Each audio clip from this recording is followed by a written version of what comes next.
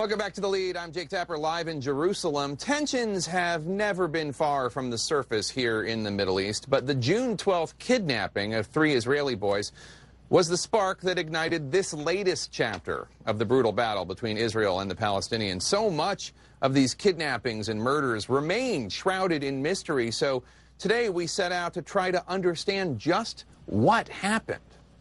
This week, an arrest was announced in those kidnappings and murders of the 3 Israeli teens. Hussam Kawasmi of Hebron in the West Bank, a senior member of Hamas, the Israelis say.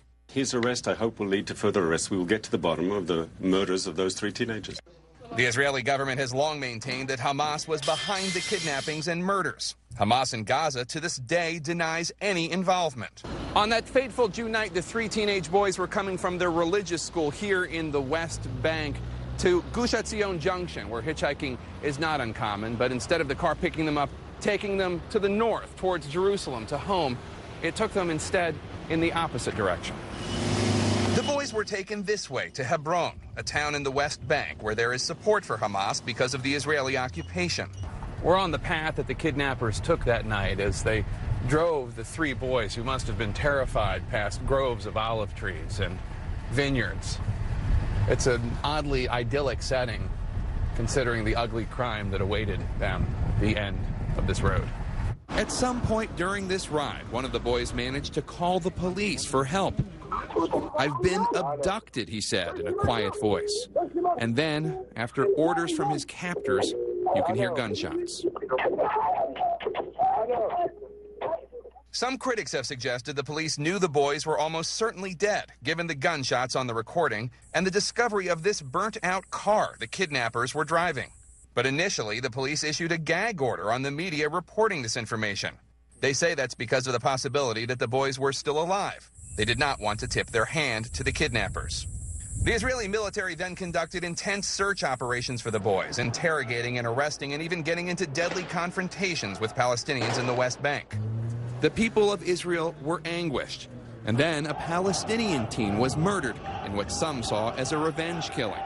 Hamas in Gaza resumed launching rockets into Israel, and the drums of war began pounding. On June 26, Israeli police announced they were seeking 2 suspects, Amer Abu Aisha and a relative of Hussam Kawasmi, Marwan Kawasmi, also from Hebron.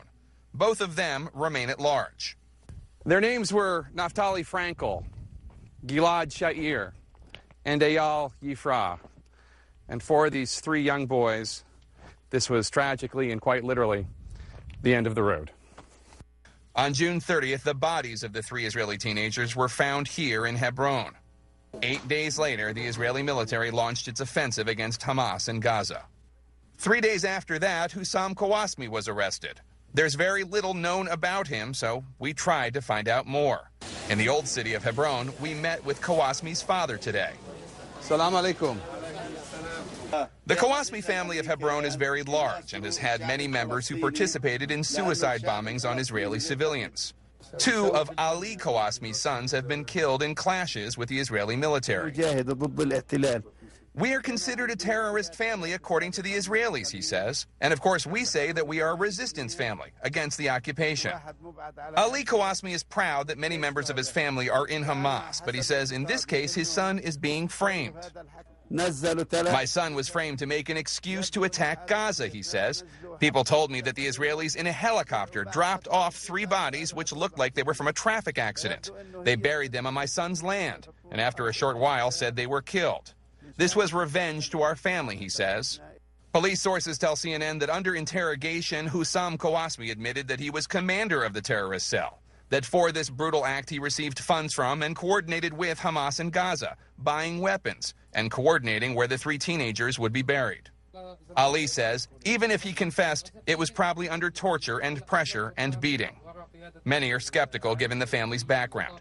One columnist for the respected Middle East website Al Monitor writes, quote, "I have been covering Palestinian society for many years, and I have never encountered a family that has spawned so many sons with blood on their hands."